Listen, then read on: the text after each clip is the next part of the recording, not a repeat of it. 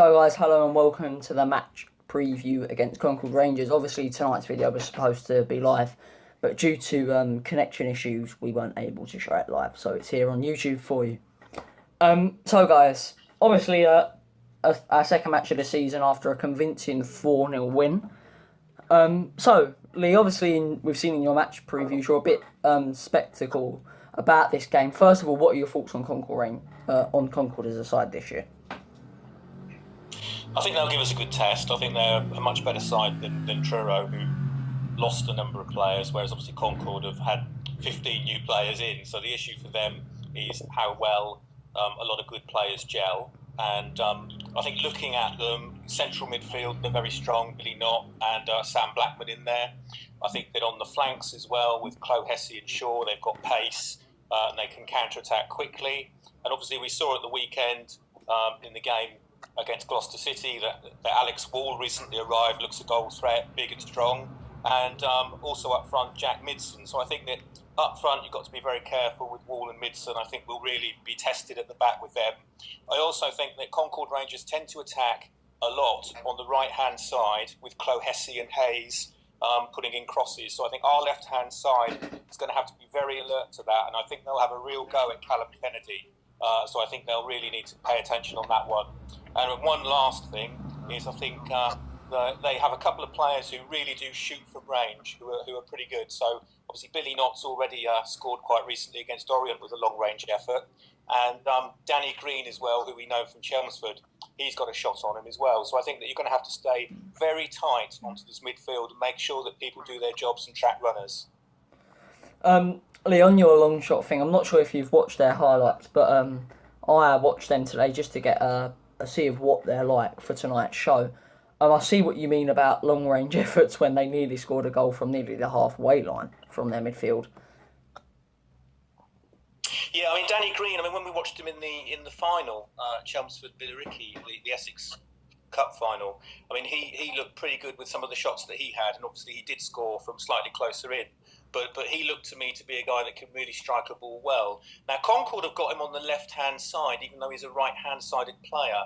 And certainly in the footage that I saw, he did come across quite a lot. He came inside a lot, and he went onto the right-hand side as well. And I think, as I said before, I really think the overload on their right-hand side to our left is going to be an area that they really try to attack us on and exploit their aerial power in the centre. And I think that's really going to be a big threat.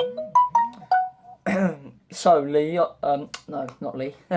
So Mark, obviously you watched the game against Truro. First of all, how did we play, and do you think Concord will be a tougher opposition? Yeah, that'll be much tougher than what we had on Saturday. I can't really work out if it was that we played really well or Truro were really poor. All their players did their jobs, but obviously Robbo got the 4 goals, but apart from that we just looked like a really solid unit. And that left-hand side we've got, which is what I said, I think in the preview of the West Ham game, I thought it was going to be Howes and Kennedy on the left side, and it was that, and that's what actually really worked as well in that game. Both of them were getting good crosses in. They both got an assist, both got 1 assist each for the J goals, and I think that was a real strong point of Saturday's performance. But Truro were very, very poor, and they only had 1 shot on target until in the 90th minute, and created very little, and we really should have had 6, 7 or 8 goals. So to me that indicates that they were very poor. But at the same time, we went down there on a 30 degree heat and put in a real shift, and we did look the real deal. So we'll see when we play to Concord, a team that is going to be better and it is going to have more quality in their starting 11. We'll see how we come up against that. But to be honest with you, I think I'm confident. I think that looking at Saturday, I think defensively we look far better than last season, and I think that we can keep the Concord strike pairing quiet. Then I'm confident that we can score enough goals ourselves to win the game. Lee, obviously, you do a lot of research throughout the week because of your match previews. On Concord's defence, I mean, I haven't seen much of the Concord defence, don't know much about their defence. Are they a tough defence to break down? Is the question. Well, I mean, they've only played one game properly, which they had a clean sheet and they held out with 10 men. So I would say, it's very difficult to tell. But what I would say in terms of defence is Lee Minshall, who was the main centre-back, was sent off. So he probably won't play. So they'll bring in, I would think, Aaron Pollock for Lee Minshall, who came on in the second half and did a good job. So he's probably likely to play alongside Tyrone Sterling. I think that would be their two centre-backs. I mean, I think that based on what I saw against Orient, Macaulay Bon, who's the Orient striker, who is an absolute goal machine, fantastic in the air, he really terrorised their defence. But, he is another level up from what they would normally see. So I think they're reasonably solid at the back, but I think we've got the players there to cause them problems. I think where we really do have to watch out is, as I say, on their fullbacks coming forward, and as I said, particularly the right-hand side. Now, on to us. Lee, how do you think Harry approaches this game? Attackingly minded, or do we sit back and, just counter-attack them? I mean, I think that he's going to look at the Truro game, and I think obviously Truro are slightly different in terms of their formation as well as their personnel. Truro tended to play a 3-5-2, I think. I mean, I think we went with, based on the formation that they put out, I mean, we were pretty close to a 4-4-2, although it wasn't quite that in midfield. So I think we'd probably set up that way. I mean, I've got a couple of ideas. Although I would keep the same team because you don't change a winning team, I think there's probably pause for thought as to whether you start with Cunnington instead of Coombs because of the aerial threat that Concord have. That would be one. And I also think as well that I might be tempted during the course of the game, depending on how it's going, presuming that Ricky Modeste starts on the right-hand side, which is normally his side, I'd quite like to see him on the left having a go at their right-back if perhaps we brought on somebody on the right side in the second half. I love the way you answer these type of questions. It's almost like you are the manager sometimes. So, on to Mark. How do you think Harry will approach this one? I think it's very difficult to change the team from Saturday because they went and won 4-0. I know Waldo went off at half-time with a slight niggle, so he seemed confident he was going to play. On Tuesday he said he was fine. He thought he'd be okay. But that's him all over, isn't it, really? He'll play even if he's half injured. So that's the only change I'd possibly consider that may happen. And again, Cunningham up front is an option that I was thinking about, that maybe you would actually want to put him in for this game instead of Coombs. But I would personally stick with pretty much the same team as we had on Saturday, to be honest with you. Mark, obviously, we won 4-0, but we know mine and your type of personality from last year's match reaction videos that we do pick out slight errors even in a 4-0 win. Was there anything that was a bit weak on Saturday that we need to improve on, or was it just such a solid performance? No, not at all, mate. They had nothing. They come out in the second half and put a little bit more pressure on us.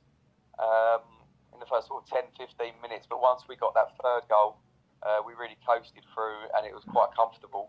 But I wouldn't have looked at any areas that we didn't look strong in. I think all over the pitch we looked like we had quality everywhere. And even when O'Hara come on, and we had, at one point we had O'Hara and Deer in a sort of middle. We didn't have that holding player. We still dominated the game, and we looked comfortable. So that was the one possibly I thought we'd have to play. If we're going to play O'Hara and Deering, we'd have to play a holding player with both of them to do a lot of the defensive work because they both are very attacking minded. So even that I was happy with, to be honest with you, and I was really happy with the lineup on Saturday because what they started with was exactly what I would have started with.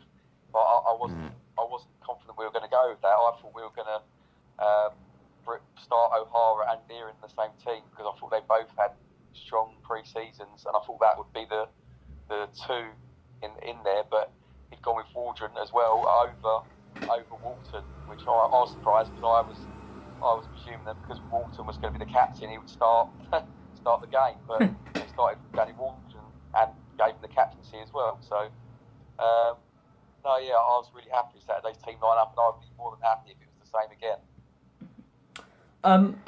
Here's a question for you, Mark. It's quite tough, actually, because obviously you've only seen one match this season. But obviously on paper, our defence looks stronger than last year's. Is it visually stronger as well? Oh, yeah, they've obviously worked on the shape a lot. I think it helped playing the back four, and I think it made every single one of them look a lot better than last season, where at times we did look comfortable playing with the back three, with sometimes wing backs, sometimes more attacking wingers. Sometimes it was just a three, like a 3-4-3, which I don't think we looked overly confident playing last season in certain games, and especially in this league against some tougher opposition. I don't think that's going to be a formation that we can utilise too often. So playing the back four, all of them looked so much more comfortable, and Dean Inman was an absolute beast. He won everything. And he was getting a bit of rough treatment as well by their centre forward, but he really did look top draw. And same as Doe as well at centre half. He had a lot of quality in his game as well with the ball at his feet. And I just think that we looked far better defensively than last season. So I think that's going to be a real strong area this year. And as we all know, we've got so much options going forward. If we can keep them clean sheets, then we're really onto a good thing. Before we round up the show tonight, it's time for a score prediction. There is a bit of a responsibility with these predictions as well tonight, guys, but I won't tell you what that is until after. We'll start with Mark, as we started with Lee with a league table position. Mark, your prediction for the game? I think we'll win. I think it'll be a tighter game than Saturday. I think we'll win 2-0. So, Lee, this is actually quite an important moment of the show. You don't even know what you're in for. The only question is, do you match Mark's prediction, or do you go for a different score? No, I'll stick with Mark, actually. I think you knew what was coming there. I gave it away in the end.